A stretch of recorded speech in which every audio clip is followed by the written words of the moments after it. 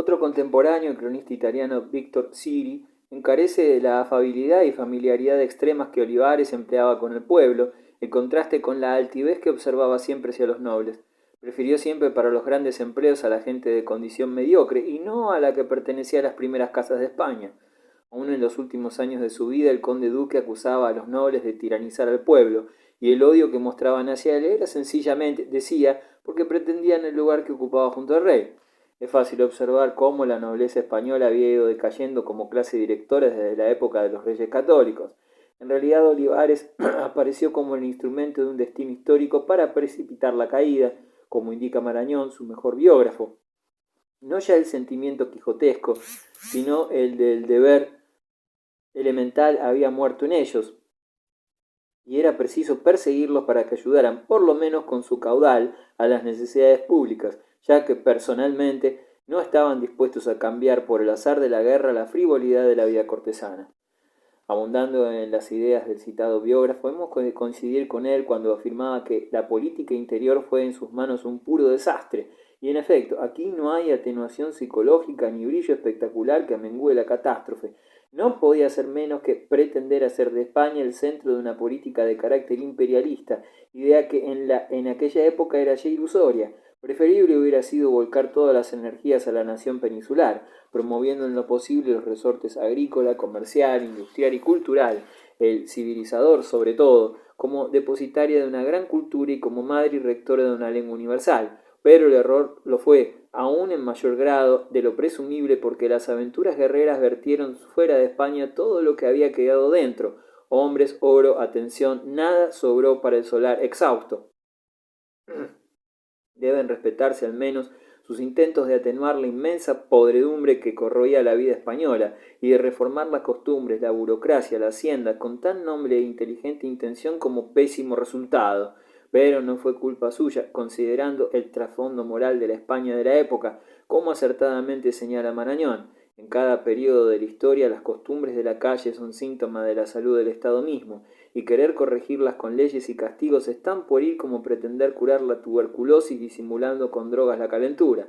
Los religiosos y eclesiásticos apretaban mucho en ese sentido, pero se fijaban de un modo casi exclusivo en las licencias de lo sexual, que eran ciertamente escandalosas, pero que pesaban en la descomposición nacional mucho menos que la inmoralidad económica, la pereza, la banalidad y la violencia, que no merecieron parecidos anatemas. Para el teólogo hispánico, el pecado sexual es, al parecer, el que más ha de irritar a Dios, y frailes y monjas clamaban en continuo contra tales desafueros, pero clamaban en desierto, entre otras razones porque tenían como principal protagonista al propio rey.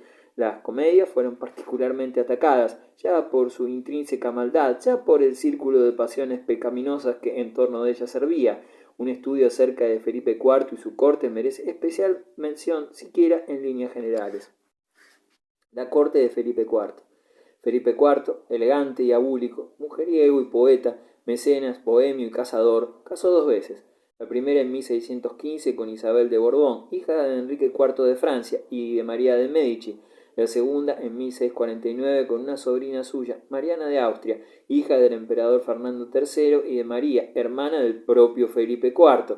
La primera esposa fue francesa y la segunda austríaca, las dos potencias que se disputaban a la sazón la hegemonía en Europa, puesto que España iba perdiendo la suya, exactamente como su hijo y sucesor Carlos II, que también se casó primero con una francesa y después con una austríaca. Francia y Austria, una oscilación política de tipo pendular entre una y otra nacionalidad en que se movió la diplomacia española durante casi todo el siglo XVII y que tendría trágico remate al iniciarse el XVIII con la guerra de sucesión protagonizada por ambas potencias. Mientras la decadencia española era un hecho público y notorio, de la corte de Madrid podía repetirse la frase de que nunca se viera perderse tan alegremente un reino. Una corte corrompida y disipada, embriagada en banquetes y festines, entregada a las galas y lujo, dedicándose de continuo a espectáculos fastuosos, corridas de toros y representaciones teatrales u otros entretenimientos más o menos deshonestos.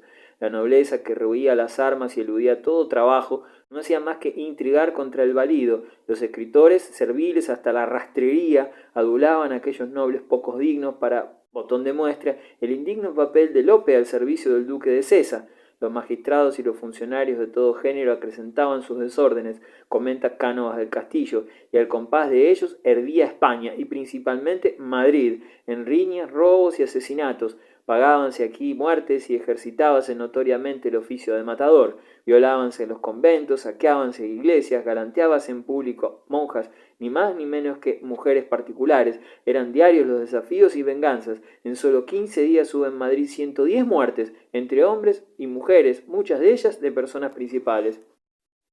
El propio monarca fue aficionado en demasía de devaneos amorosos desde su mocedad, y si su abuelo ha sido llamado el prudente y su padre el piadoso, bien pudiera atribuirse a Felipe IV el sobrenombre de Rey Galante, fruto de sus intimidades con diversas mujeres, entre las que no faltó una dama de la propia reina. Fueron 8 hijos bastardos, 7 varones y una hembra, criados con el mayor secreto y destinados a la vida religiosa en su mayoría. El que alcanzó más notoriedad histórica fue don Juan José de Austria, que lo tuvo de una actriz llamada María Calderón, la Calderona, según denominación popular, de quien se dijo que se había permitido provocar a menudo celos en el rey.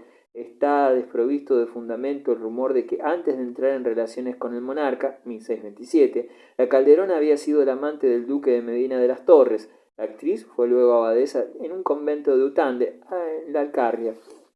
En el mundo de la leyenda, dice el doctor Marañón, el reinado de Felipe IV está simbolizado por 3 grandes sucesos románticos: los amores de la reina Isabel con el conde de Villamediana, los del rey Felipe IV con la Calderona, y las aventuras entre lascivas y sacrílegas del monarca pecador con las monjas del convento de San Plácido, que tienen auténtico sello nacional de donjuanismo y en el que le sirve de tercero nada menos que el conde duque, su privado y primer ministro. Seguramente falsos son los desvaneos de la reina y el poeta Villamediana, ciertísima la historia de la comedianta y el rey, y en el proceso de San Plácido la realidad está tan mezclada con el delirio de una fantasía popular, sensual y pervertida por la represión, capaz de pasar sin darse cuenta de la pura verdad a lo monstruoso, que es dificilísimo el proceso de separación de ambos. Flandes y otras guerras extranjeras. En 1621 expiraba la tregua llamada de La Haya, y los holandeses no se mostraban dispuestos en modo alguno a reconocer el gobierno de Isabel Clara Eugenia. En consecuencia se prestaban a la lucha, eligiendo como jefe a Federico Enrique, hermano de Mauricio de Nassau. Por su parte, Felipe IV encargó la dirección de la guerra al general Ambrosio de Spínola, genovés al servicio de España, que ya se distinguiera durante el reinado anterior. Años antes, Isabel Clara lo había recomendado especialmente en carta al duque de Lerma, valido de Felipe III. El marqués Spínola merece que mi hermano le haga mucha merced, porque no se puede decir lo que trabaja y en los peligros que se pone, y sobre todo lo que sufre y lo que disimula, aunque generalmente de los soldados es bien quisto, y todo lo que hace se le puede agradecer mucho, pues es sin obligación de vasallo ni de haber menester ganar hacienda. Con la rendición de Ostende en 1604, había logrado alcanzar extraordinario prestigio. En 1620, a poco de estallar la guerra de los 30 años, habíase apoderado de 30 plazas fuertes, a uno y otro lado del Rin, en 6 meses solamente. En julio de 1621, muerto el archiduque Alberto, los Países Bajos meridionales volvieron al dominio de España. Las guerras se preveía inminente, atizada por el conde duque de Olivares. En diciembre del mismo año, Spínola cercó la plaza fuerte de Juliers, centro de comunicaciones de las Provincias Unidas, que cayó a poco en sus manos. No bastaba esta útil victoria. Marqués, tomad a Breda, le ordenó Felipe IV, según dice la leyenda. Lo cierto es que en 1624 inició Spínola el cerco de la rica y floreciente ciudad, y a los pocos meses, junio de 1625, se rindió al marqués y a sus apretadas filas de lanceros, que Velázquez inmortalizara en su famoso cuadro, de mucha más gloria para España que la propia rendición. Breda se rendía al cumplirse los 100 años exactos de la batalla de Pavía, la gran victoria militar del emperador Carlos V. Pero esta campaña sería la última de Spínola en Flandes. El marqués murió 5 años más tarde, en septiembre de 1630, dolido por la ingratitud que demostrara hacia él la corte española. La toma de posiciones que exigía la guerra de los 30 años y la intervención de los españoles en la misma provocaron una lucha en varios frentes, particularmente en Italia y en Alemania. Como se hallara España en posesión del ducado de Milán, hubo de proteger a los católicos del valle de la Valtelina, entre el milanesado y la República Helvética. Apoyados contra los protestantes del cantón suizo de los Grisones, se formó una coalición entre Francia, Saboya y Venecia contra los españoles.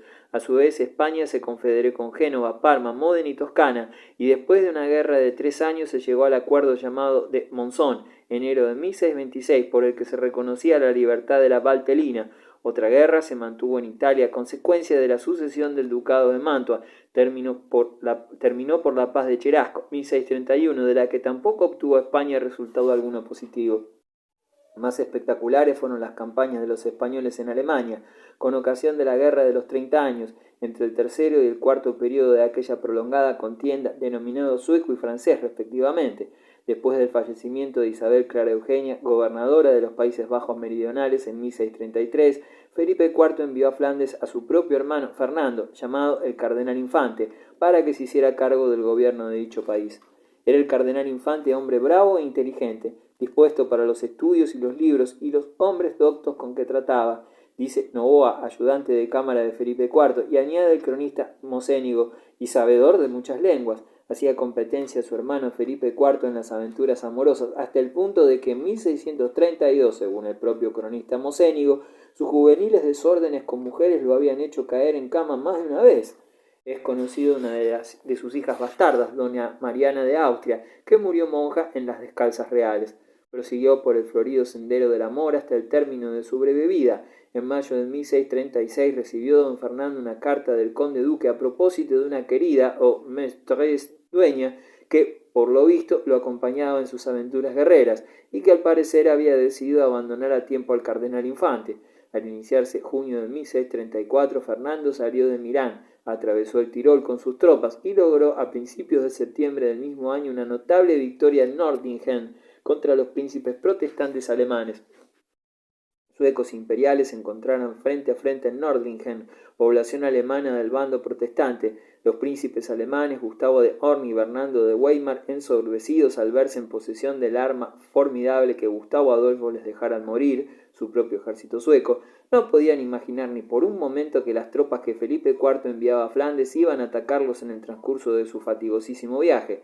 Las fuerzas de choque del cardenal Infante estaban constituidas por los 2/3 mandados por el conde de Fuenclara y el de Martín de Idiáquez, comprendiendo el cardenal Infante con intuición estratégica que la cercana colina de Albruch era la clave de la batalla, mandó allí el tercio de Idiáquez, que sufrió 15 furiosos asaltos con ejemplar estoicismo hasta lograr una victoria aplastante. Un manuscrito de la época refiere la eficacia táctica de Fernando. Es increíble el valor, cuidado y diligencia con que ha acudido su Alteza a mandarlo todo. Entre los 4.000 prisioneros hechos figuraba el mismo Gustavo de Horn. Siguió la cuenca del Rin el cardenal Infante con sus tropas, más propias de su mando militar que su jerarquía eclesiástica, puramente honorífica. Nunca fue sacerdote, y en la primavera de 1635 entró triunfante en Bruselas, pero en aquellos momentos otro cardenal, el francés Richelieu, intervenía en la contienda a favor de los protestantes, pese a que los había combatido en su propia patria. Fernando no logró una tregua con los holandeses y hubo de mantenerse durante 5 años en incansable y continua actividad, desarrollando una serie de operaciones ante la amenaza de las fuerzas francesas. En 1638, Guillermo de Nassau intentó tomar Amberes, siendo derrotado en Calais por el cardenal Infante, y el propio Richelieu se veía seguro en París. La imposibilidad de salvar Arras, sitiada por el ejército de 30.000 franceses mandado por 3 mariscales, llenó de amargura al cardenal Infante, que murió a finales de 1640, víctima de unas fiebres malignas. Fue aquel 1640 un año decisivo para la historia española. Olivares y Richelieu, vidas paralelas. En cierto modo, el conde, duque y Richelieu fueron los grandes rivales de su época. Cuando Olivares perdió su privanza hacía solo unas semanas que Richelieu había muerto. El historiador francés Hauser, comparado a ambos, reconoce que el conde duque, a pesar de sus defectos, era un hombre que supo encontrar en la herencia de los Felipes la concepción del papel imperial de España. El gran nombre de Richelieu ha hecho olvidar demasiado los méritos de su rival que pudo ser su vencedor. Spengler alude al tiempo en que el conde duque de Olivares en Madrid y Oñate, el embajador español en Viena, fueron las personalidades más poderosas de Europa.